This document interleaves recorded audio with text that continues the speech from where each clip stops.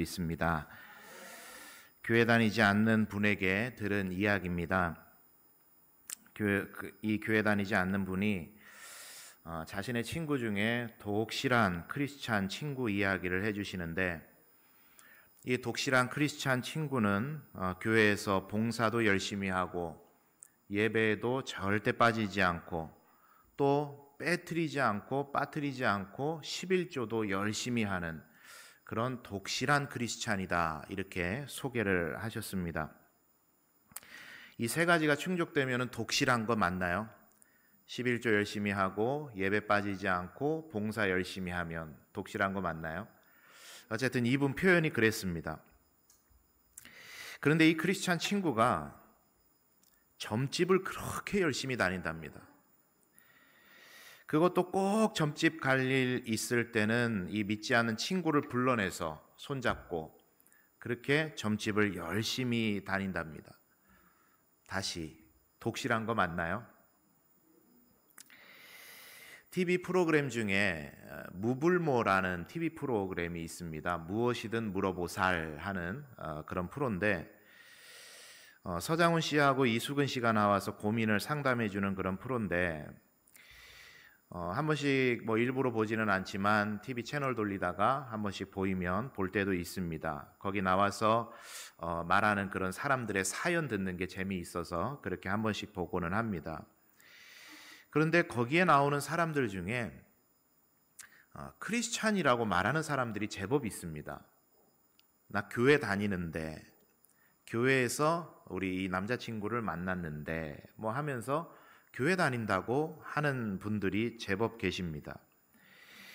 물론 한번 생각을 해보면 그저 연애 프로그램이고 예능 프로그램이고 재미로 하는 거다, 이렇게 생각하면 아이고 거기 가서 그렇게 TV 출연할 수도 있지라고 생각할 수도 있는 일이지만, 혹시라도 그렇게 그냥 예능 프로그램이니까 그럴 수 있지라고 생각하시는 분들 다시 한번 생각해 보시죠. 진짜 괜찮은 것 같으면 여러분의 담임 목사가 거기 가서 앉아서 저 고민이 있는데 어떻게 하면 좋을까요? 라고 해도 괜찮으십니까? 안 되죠. 그럴 것 같으면 누구든 크리스찬이 거기 가서 앉아 있는 거 안 하면 좋은 일이죠. 안 해야 되는 거죠. 저는 그 프로를 보면서 거기에 앉아있는 크리스찬들을 보면서 그런 생각을 한번 해봅니다. 어쩌면 현 시대 크리스찬들의 신앙이라고 하는 게 점치는 일과 같은 수준의 일이 되지는 않았나. 점치는 일과 같은 수준이 우리의 신앙이 되고 있지는 않은가, 한번 돌아봐야 될 그런 일입니다. 크리스찬들 중에 점집을 제법 많이 찾는다 그래요. 제가 한 연구 자료, 논문으로 쓴 자료를 봤는데 어디에서 통계를 인용했는지까지는 제가 살펴보지는 않았는데 점집에 다니는 사람들 중에 반수가 교회 다니는 사람들이라고 합니다. 주변에서도 제법 많이 들었습니다. 점집 가시는 분들 많이 계신다고. 여러분, 점집 왜 갑니까? 잘못 물어봤네요. 여기는 한 분도 안 계시는데, 그죠? 네. 점집은 왜 갈까요? 일반적으로 점집을 찾는 이유들이 그런 것입니다. 운명, 사주팔자 문제죠.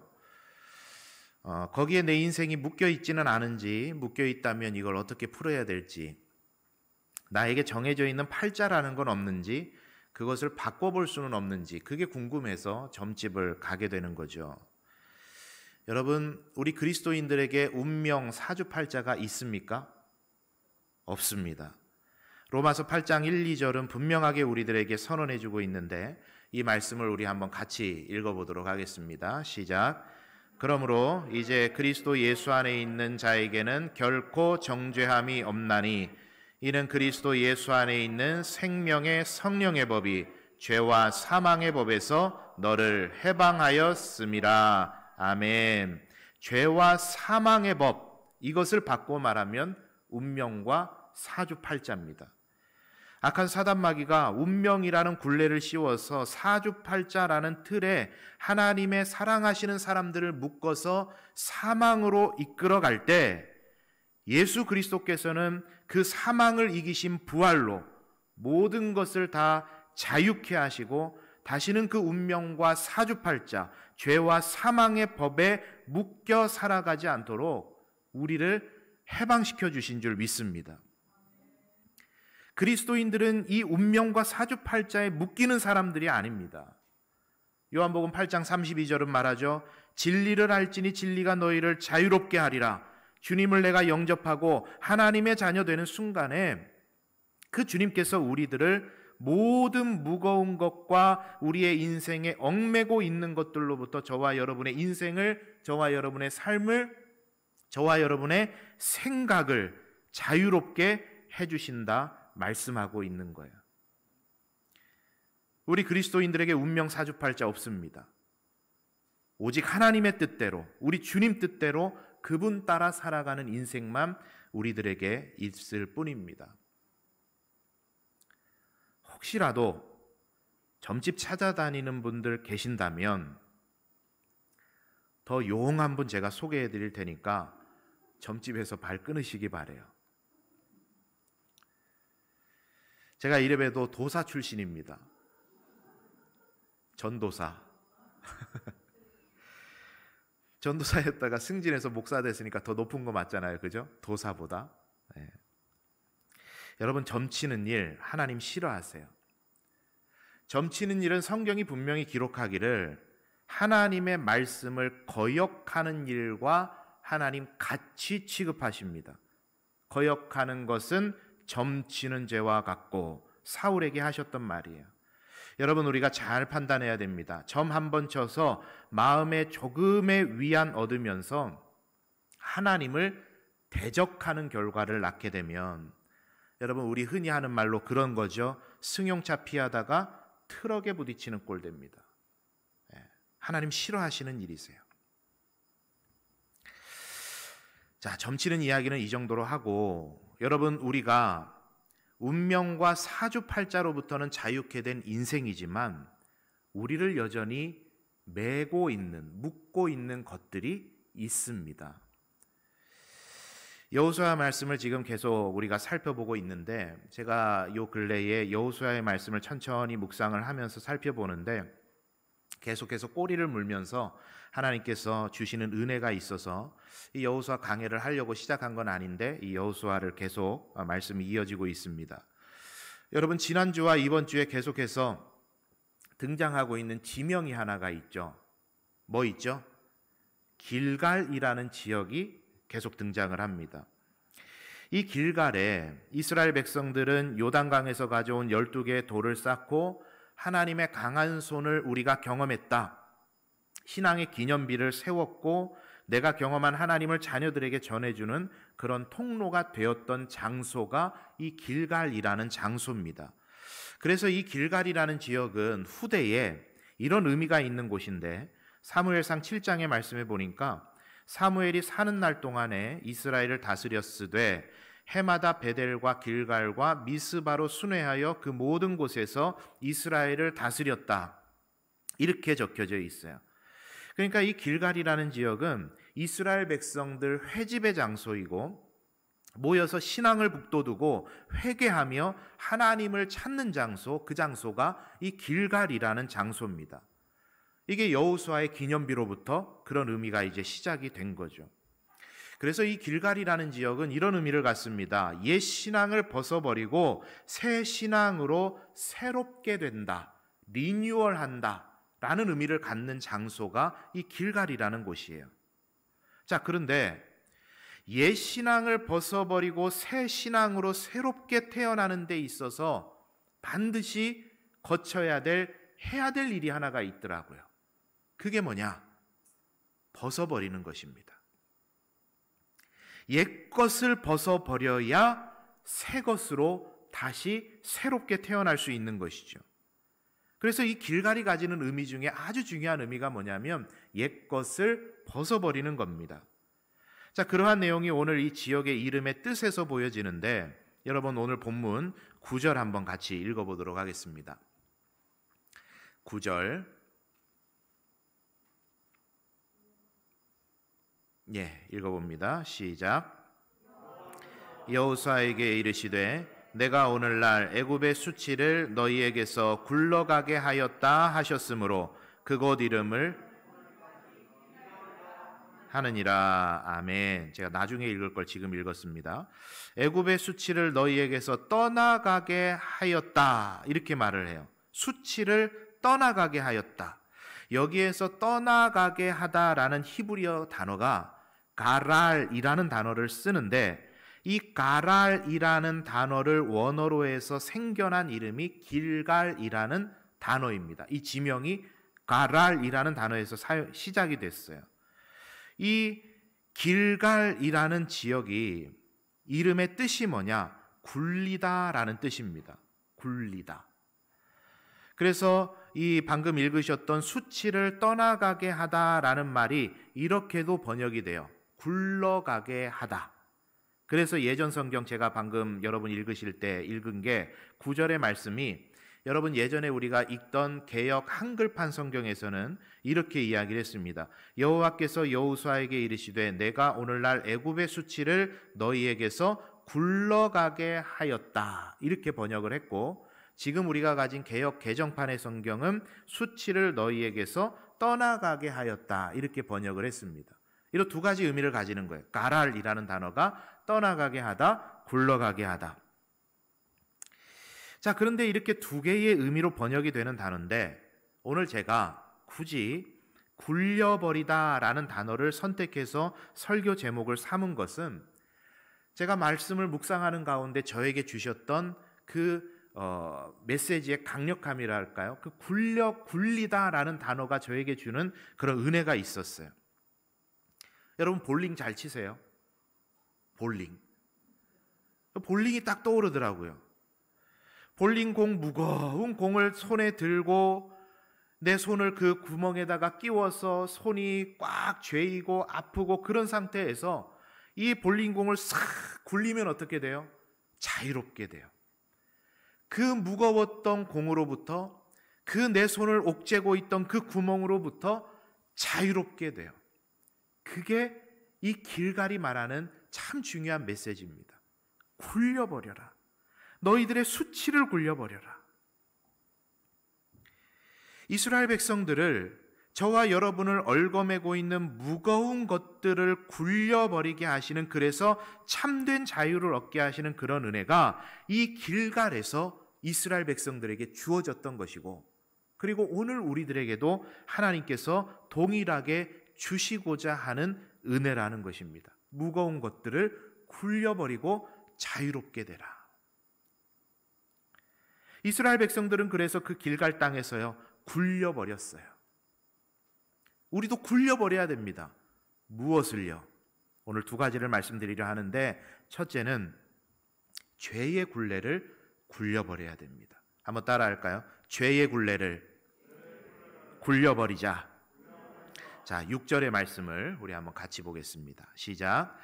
이스라엘 자손들이 여호와의 음성을 청종하지 아니하므로 여호와께서 그들에게 대하여 맹세하사 그들의 조상들에게 맹세하여 우리에게 주리라고 하신 땅, 곧 젖과 꿀이 흐르는 땅을 보지 못하게 하리라 하시매, 애굽에서 나온 족속 곧 군사들이 다 멸절하기까지 40년 동안을 광야에서 헤매었더니. 아멘. 여러분, 이스라엘 백성들도 모르게 자신들을 얽어매고 있는 게 있습니다.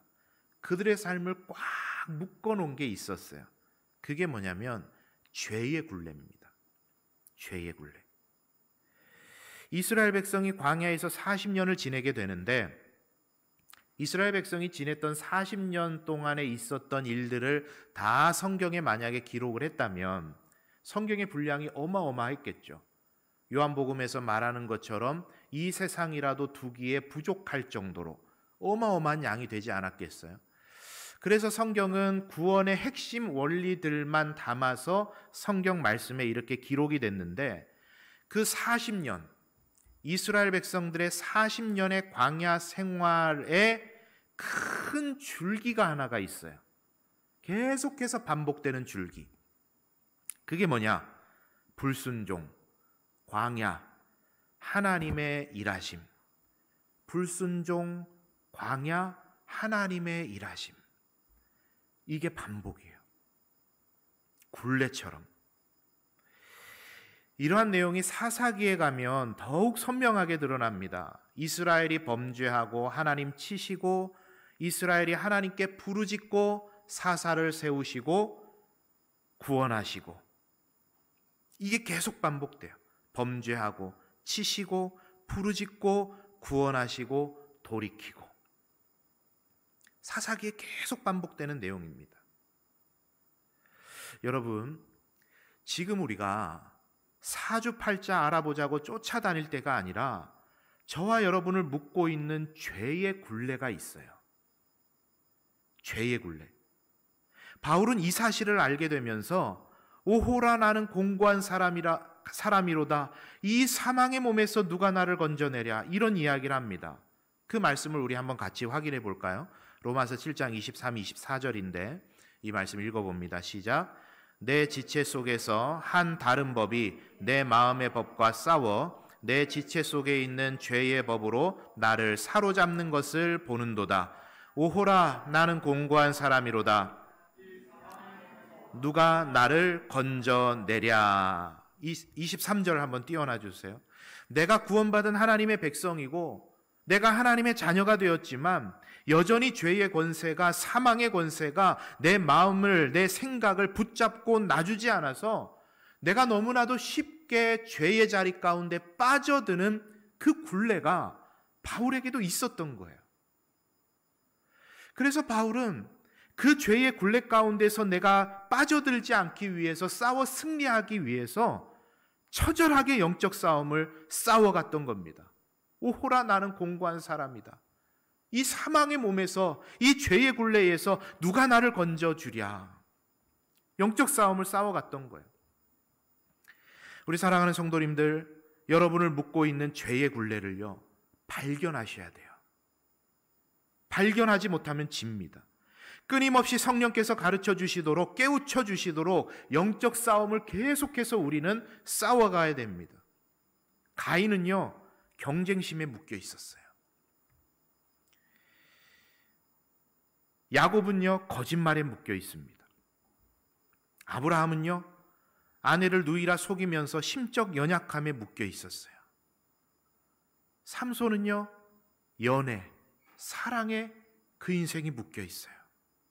다윗은요, 여자에 묶여 있어요.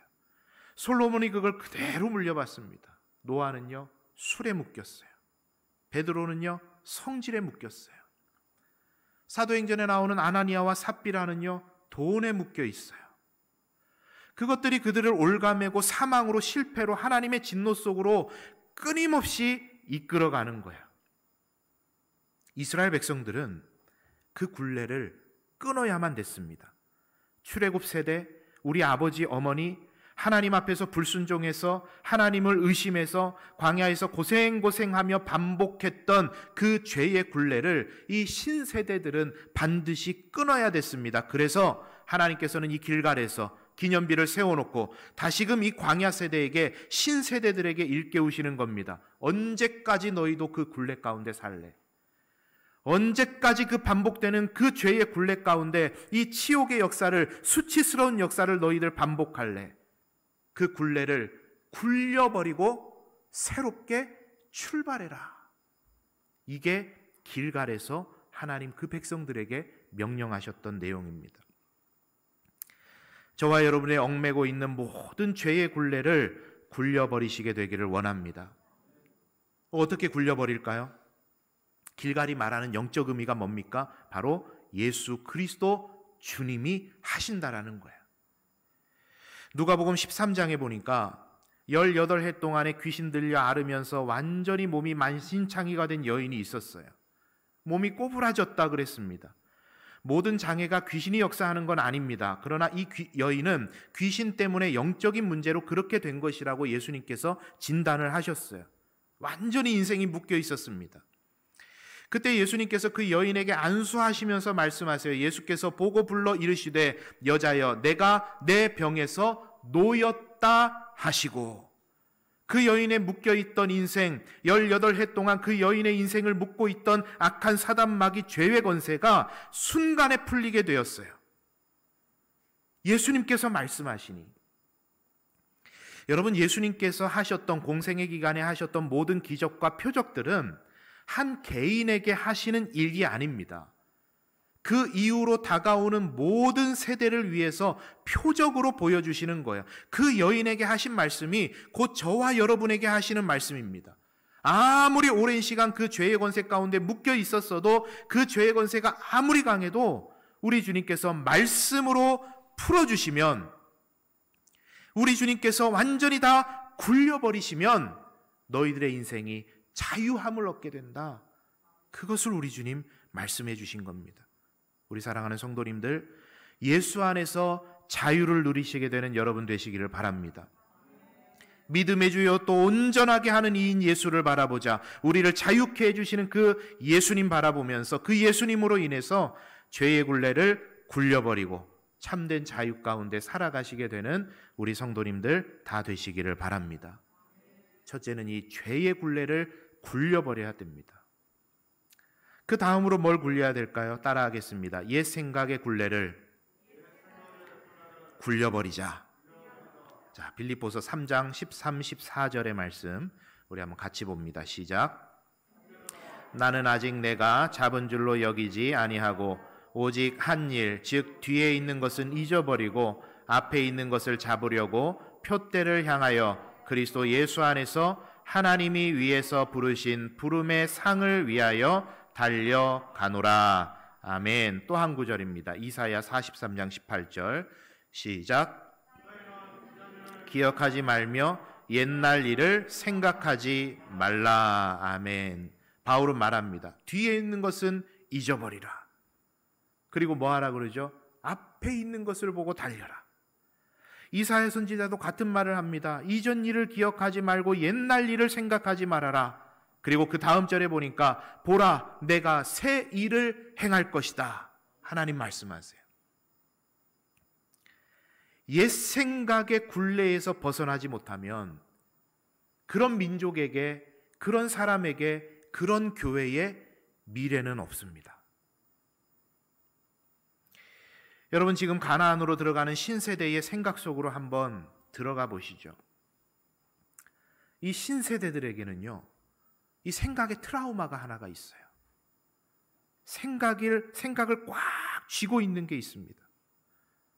여러분, 어렸을 적에 부모님에 대한 충격적인 기억들 혹시 있으십니까? 트라우마처럼 떠나지 않는. 제가 어렸을 적에 아버지의 회사 상급자가 아버지께 소리를 치시던 그 모습을 제가 본 적이 있어요. 저희 아버지는 성격이 참 유순하시고 사람 막 적을 만들고 그러시는 분이 아니셨어요. 그런데 그런 아버지께 회사의 상급자가 와서 큰 소리 치는 그 모습이 제 마음에 이 생각에 가슴에 깊이 새겨져 버렸어요. 이게 트라우마죠. 여러분, 부모님이 누군가로부터 공격을 당하거나 업신여김을 당하거나 어려움을 당하게 되는 일을 자녀들이 그것을 보면은요, 그게 트라우마로 남습니다. 왜냐하면 심리적으로 그래요. 자녀에게 있어서 부모는 슈퍼맨 같은 존재입니다. 내가 배고플 때, 내가 어려울 때, 내가 문제를 해결하지 못할 때 언제든지 나에게 달려와서 나의 모든 문제를 해결해 주시는 분이 부모님이세요. 자녀들에게는 그렇게 각인이 됩니다. 슈퍼맨이에요. 그런데 그 슈퍼맨이 누군가로부터 공격을 당하거나 어려운 일을 당하면 그게 자녀들에게 오래도록 기억이 되는 겁니다. 저에게 그런 기억이 있어요. 여러분, 부모님이 하나님께 불순종한 나머지 광야에서 모두 객사했어요. 내 부모님뿐만이 아니라 옆집 친한 친구의 부모님도, 친한 형님네 부모님도, 내가 좋아하는 영인의 부모님도 하나님의 진노로 광야에서 생을 마감했습니다. 가나안에 들어가는 이 세대들에게는요, 이게 다 트라우마예요. 그 생각이 이들을 지배합니다. 여러분, 그리고 그 부모님들이요, 기성세대가 이 광야 세대 가운데 가나안에 들어가는 신세대들에게 전해준 말이 있습니다. 뭐죠? 우리는 메뚜기야. 저곳에 들어가면 대단한 사람들이 지금 자리 잡고 살고 있어. 그거 어떡해? 우리 죽을지도 몰라. 그 생각을 우리 자녀들에게 다 심어놨어요. 이 신세대들을 올가매고 있는 생각의 굴레, 여기에서 벗어나지 않으면요, 이스라엘 백성에게 미래는 없는 겁니다. 가나안은 없는 거예요. 그래서 하나님께서 이 백성들에게 특단의 조치를 하나를 하십니다. 그게 뭐냐? 할례를 받게 하세요. 할례를. 5절에 보니까 출애굽 세대는 애굽에서 다 할례를 받고 출애굽을 했지만 이 광야 세대는 아직까지 할례를 받지 못했다. 성경이 기록을 합니다. 할례는 하나님의 백성의 징표예요. 그런데 그 할례를 못 받고 있었습니다. 왜 못 받았죠? 여정이 고되니까. 받을 만한 상황이 안 되니까.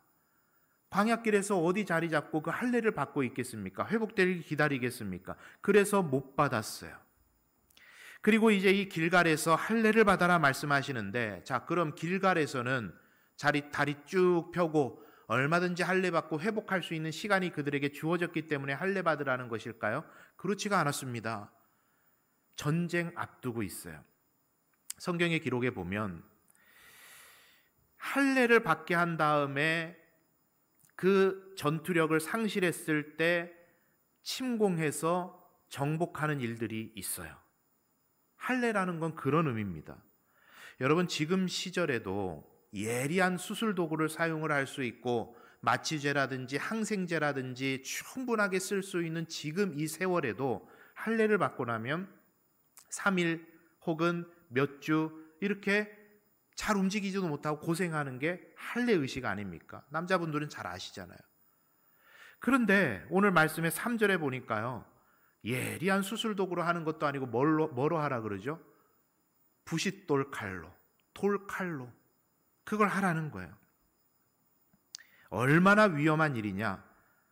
곧 여리고 사람들이 내려와서 우리를 급습해도 아무것도 할 수 없는 상태가 되는 겁니다. 자, 그런데 그 일을 하나님께서 지시하세요. 왜 지시하셨을까요? 전투력을 0으로 만드시는 겁니다. 아무것도 못하게 만드시는 거예요. 그리고 나서 오늘 본문에 읽지는 않았지만 13절 후에 말씀해 보니까 칼을 든 여호와의 군대 대장을 하나님 만나게 하십니다. 하나님의 사자죠. 천사장이었을 거예요. 하나님의 세밀하신 시간표가 진행이 됩니다. 그 흐름을 한번 보세요. 실패와 좌절과 연약함 가운데 사로잡혀 있는 이스라엘 백성들의 생각을 하나님께서 뒤바꾸십니다. 할례 받고 전투력 0 만들고 칼을 든 여호와의 군대 대장을 만나게 하시면서 그들의 생각에 패배의식이 아니라 옛 과거의 경험이 아니라 하나님으로 그들의 생각을 채워가시는 거예요. 너희들의 칼이 싸우는 게 아니라 하나님의 칼이 싸운다. 그래서 그들의 생각이 갱신되고 그들의 생각이 새롭게 되고, 그러니 나중에 어떤 일이 벌어지죠? 여리고 싸움에 순종으로 나아가는 거예요. 말도 안 되는 일을 지시하시는데 하나님께서 싸우신다는 믿음 하에 순종으로 그들이 나아간 겁니다. 옛 생각의 굴레를 굴려버리고 그 생각에 하나님을 채웠던 곳, 그곳이 길갈에서 있었던 일인 겁니다. 여러분, 과거에 화려했던 시절에 생각이 매이면 교만하게 됩니다. 과거에 실패했던 시절에 생각이 매이면 낙심하고 좌절할 수밖에 없습니다. 화려했던 과거도 실패했던 과거도 아무 의미 없습니다. 오직 지금 나와 함께 하시는 하나님, 그 하나님께서 펼쳐주실 미래에 대한 생각이 내 생각을 지배하게 될 때 거기에서부터 하나님께서 써내려 가시는 놀라운 역사가 시작되게 될 줄 믿습니다. 여러분, 혹시 여러분의 생각이 매여 있는 어떤 곳이 있으십니까? 여러분의 생각이 매여 있는 혹시 어떤 특정한 시간이 있으십니까? 여러분의 생각이 매여 있는 어떤 사람과의 관계가 있으십니까? 여러분의 생각에 아직도 매여 있는 어떤 사건 있으십니까? 그 생각 주님 안에서 다 굴려버리시고 그 생각을 하나님으로 채울 때, 그 생각을 자유롭게 하시는 예수 그리스도로 채울 때 모든 근심 걱정 물러가고 우리 주님께서 주시는 평강이 우리의 삶을 지배하게 될 줄 믿습니다. 모든 지각에 뛰어난 하나님의 평강이 그리스도 예수 안에서 너희 마음과 생각을 지키시리라. 모든 얽매였던 생각의 굴레 다 굴려버리시고 참된 자유 안에 살아가시는 저와 여러분의 복된 삶이 다 되시기를 바랍니다.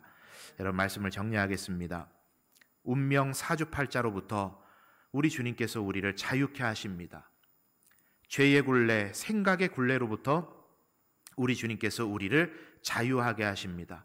그 주님과 더불어서 복된 한 주, 승리하는 한 주, 자유케 되는 한 주, 이 복된 한 주를 살아가시는 우리 성도님들 다 되시기